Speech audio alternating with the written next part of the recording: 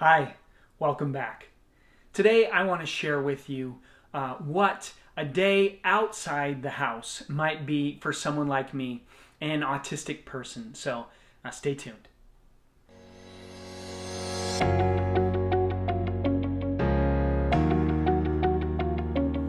Well, welcome back once again to Living with Autism. My name is Michael. I am autistic. And I wanted to do something maybe a little bit different today and just kind of give you an idea, share with you what a day outside the house, yesterday actually for me, this is a little bit while back, but what yesterday outside the house was like for me as an autistic person. And we've been doing a series, so to speak, in the last few weeks, talking really about understanding. And I've got a couple of series that I've got going. I don't think any of these fit in necessarily in these series. I don't know if I'm going to put this into a series or a playlist, but it's been on my heart a lot to talk about understanding.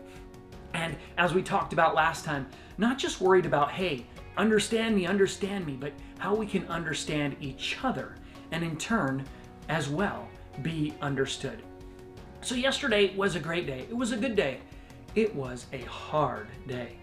So yesterday, my family and I, for some context, my family and I are getting ready to move to the Boise area at the end of this month, the end of April. And so we are taking some time, some last sort of opportunities. So we went with my wife, my girls, and I wanted to go to the beach for a last time. And we went with my brother, his fiance, and his two boys. One of the last times we might get to see and hang out with them for a while because we're moving far away. So we got ready to go out to the beach. And this is a good thing. This was fun. I'm looking forward to it at some level. I did not want to go though. I did not want to go. I so far would have preferred to stay home. Why? Because it was, I don't know how to explain it to you. Going out is hard. But what happened? Man, my girls, they're going to go to the beach. I want to experience these things, to see my brother, to see my nephews, to tell them, hey, you know what? You guys are important, for them to not feel like he doesn't care about us just because he didn't come. So man, I took and found a way to drag myself up and out. Why is going out hard? Why is that a challenge for me? Well, I guess in some ways I am scared and overwhelmed of outside. Now, I don't have agoraphobia as in the, like the fear of big spaces and want to be in a corner or anything. Let me give you an example. We talked a couple times ago about sights and sounds and sensory overload. I went out today and just went outside for a moment to get some fresh air, to see it. And you know what? It was beautiful. And it was relatively peaceful. It was pretty quiet. But there were birds chirping and a crow cawing. And there was cars going by in the distance and a bicycle and all the stuff I talk about. I think last time I talked about some of these things. I'm standing there. I feel the wind, the warmth of the sun warmed concrete on my feet. It was in the shade, but it would have been warmed. All these senses. And so you see what happens when I go outside. When I go somewhere, there's just so much. There's so many things. And so it's a little bit challenging, and it takes a lot of time to build up to being comfortable in that environment. And additionally, outside brings the unknown. We're going to get in the car and drive to the beach. And there it is. What's the weather going to be like? What's the beach going to be like? How many people are going to be there? Will it be hard to find a parking spot? All these questions. What happened is we went out there. We went out to a park and had some bad information. When we got there, discovered that my brother's dog was not permitted at the beach. So we had to move from there. We had to leave that park, go out to Long Beach to find a dog beach where we could hang out. And so we went there. And so these challenges. Then trying to get there, man, the Google Maps wants to tell you in 100 yards, keep going straight. And I want to know in 10 miles, turn right.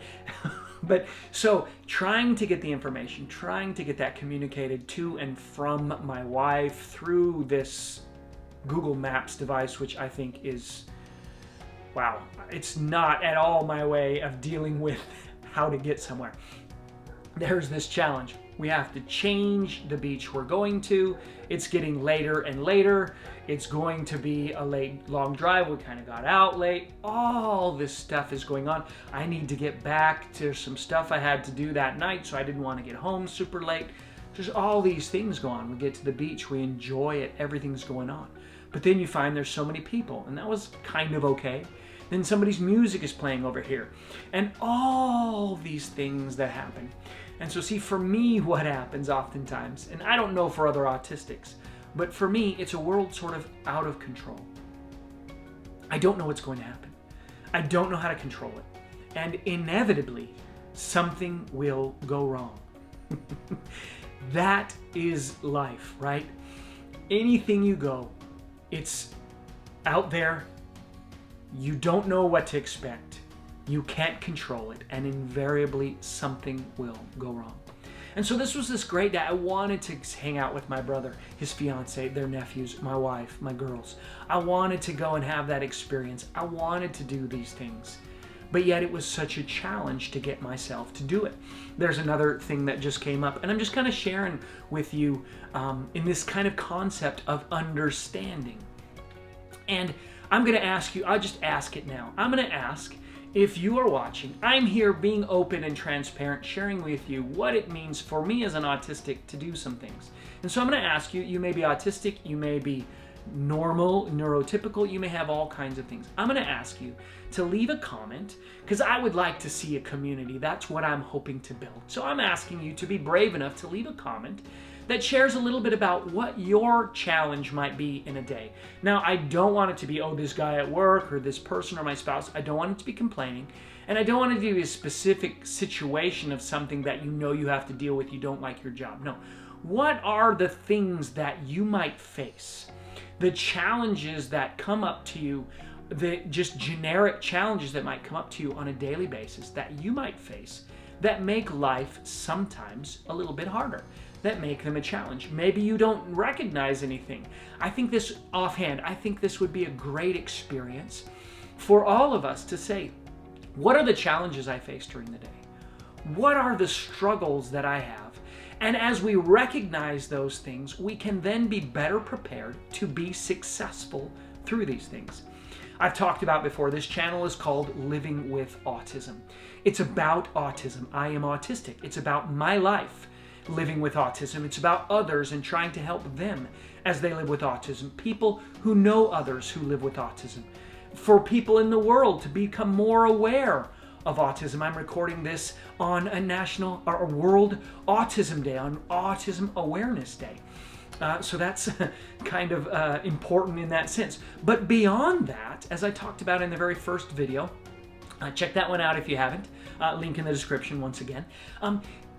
I want this to be a place where we all can learn and grow, and it goes beyond autism to create some sort of, I have these grand plans, the grand hopes, but some sort of community where we can all help and encourage each other.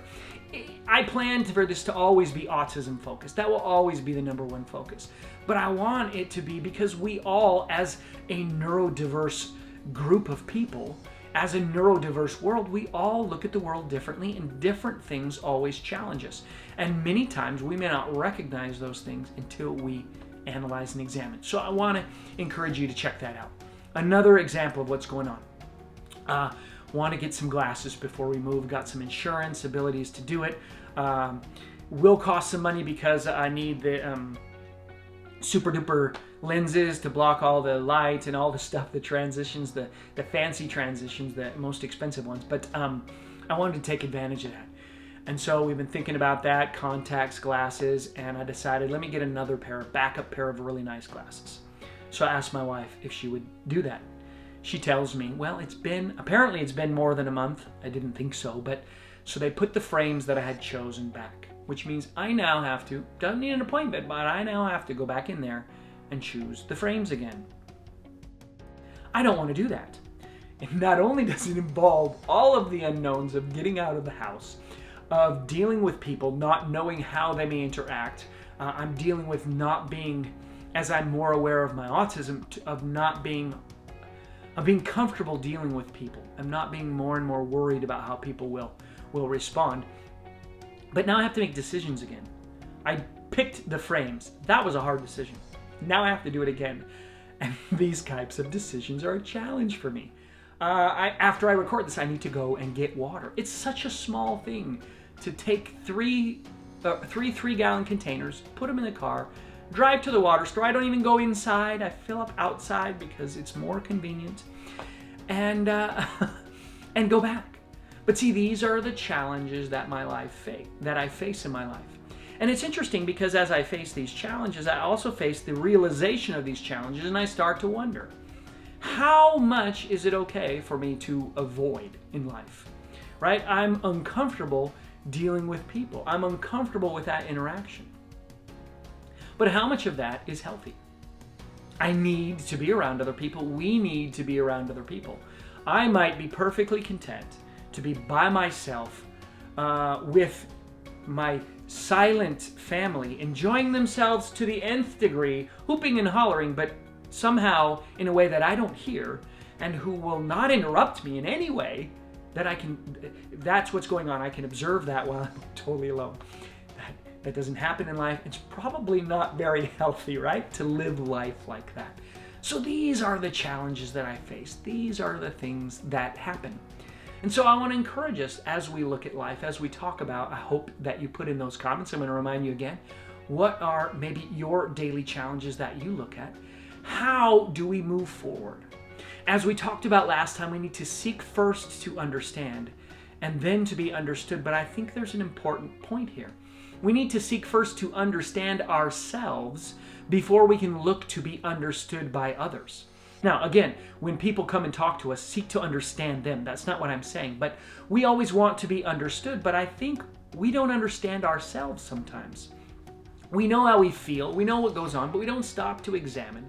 I can tell you, as I've prepared and recorded these last few videos and we've talked about these things, that I've examined myself. I've looked at what are my challenges? Why do I face them? How do I make it harder for my kids to enjoy life by what I do? What do I need to change to enable me to be more successful in life, to enable me to give more freedoms to others, to have more freedom, to all these things? And so it's so important that we seek to understand ourselves before we can ever hope to have others understand us. That may seem weird and silly and one of these I need to find myself type moments, and I'm not a big believer in that type of thing, but I do believe that we go through life many times. We don't stop to think, why? I'm going to leave you with this example as a way we don't stop to think why. Have you ever stopped to think about the word honeymoon? Perhaps you have, but I never had until we moved to Ecuador. And I've spoken Spanish for many, many years, and I knew how the words you use, trying to figure the right English way to say this, to describe a honeymoon. It's luna de miel. Okay, well that literally means honey moon, a moon of honey.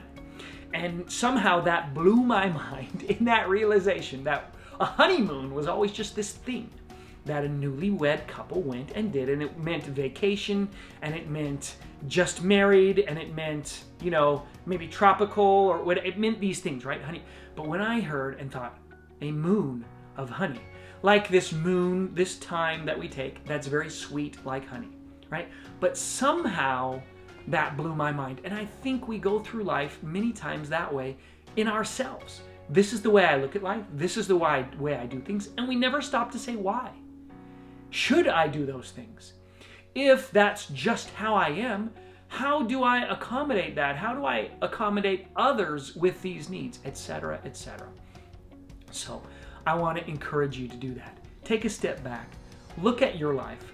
Look at the lives of those around you. Seek first to understand, and then seek to be understood. Well, I look forward to seeing you again next Friday. Until then, take care Have a great day. Bye-bye.